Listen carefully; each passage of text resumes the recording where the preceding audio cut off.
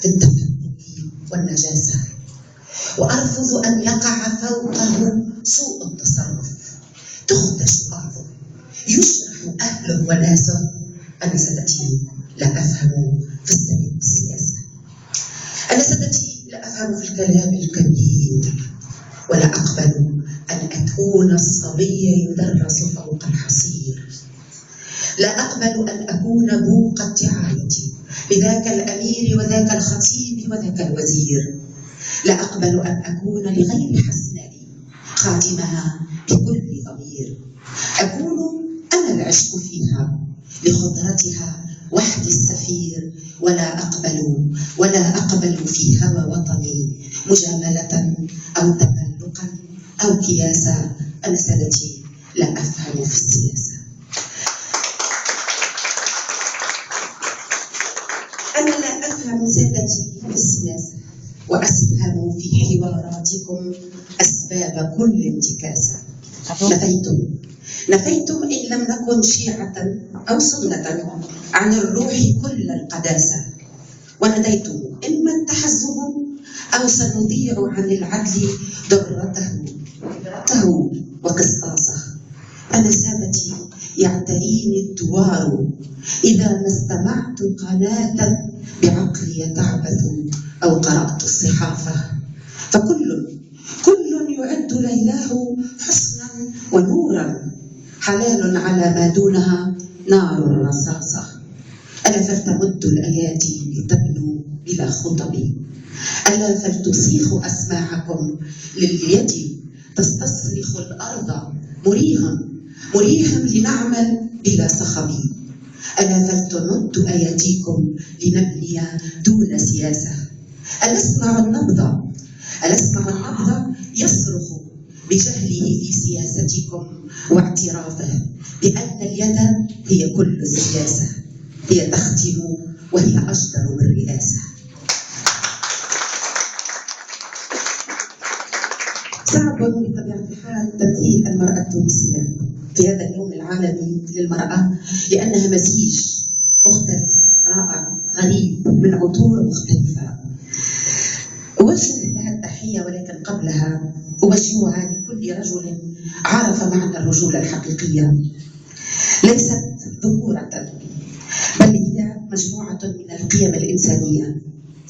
لذلك جدت العربية، وأنا صرت عربية، أن نقول امرأة رجولة. لكل رجل عرف المرأة قيمة القيم، عرفها للكون الهدية، أهديه ألف باقة عطرة زكية. بعد ذلك أقول صراحة أنا عشت الصراع، دبجت قصيدة في المرأة التونسية، ولكن زوجي وهو منتمي إلى اليسار رفض أن أؤدي هذه القصيدة على اعتبار أن الجمهور الحاضر مسيس وأنا كنت أقول أني لا أفهم في السياسة، فأحضرت القصيدة وأحضرت ما كتبت في شعر الوطن، لأنني ما عرفت به في العالم العربي خاصة. أنا معروفة أكثر خاصة في مصر وفي لبنان وفي سوريا سابقا. إذا ما عرفت به أو عرفت بالشعر الملتزم فقط، وكتبت مرة فقط في الشعر الغزلي حتى أرد اللائم على نفسي. فأترك لكم يعني الخيار، إن كنتم تريدون قصيدة المرأة ألقيها لكم، وإن كنتم تريدون قصيدة الوطن ألقي لكم، وفي الحقيقة هو الوطن مرأة روح الاثنين.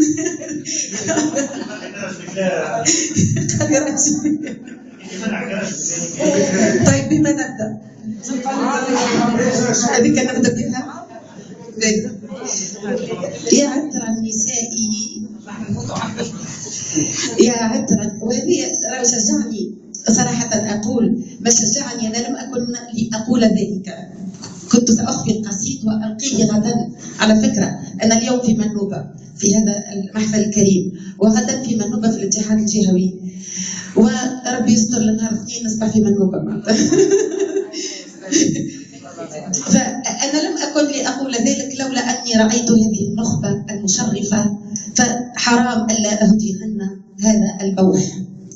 يا عطر النساء يا تونسية يا أبية، يا من رفضت أن تسجلي ناقصة الدين الغبية. يا رقة هو ضعفها، وفي الشدائد هي القوية.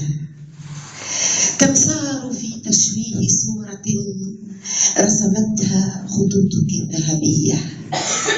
كم قد سعوا لتحريف قصيدة ذرفتها عينك اللؤلؤية. يا تونسية، يا حرة، يا حرة أحنت جباها من أقرها الأنثى السبية. يا حرة جفت السواد، يا حرة جفت السواد ارتدت بياض الحمامات النقية. يا حرة حكمت باطلا بالجنس، حرمت من جنات رضية. يا حرة لا تعجب إن قطع الفجار بينها وبين الله دربا وهي السوية. يا حرة قذفوها بالشرور وهي طيبة.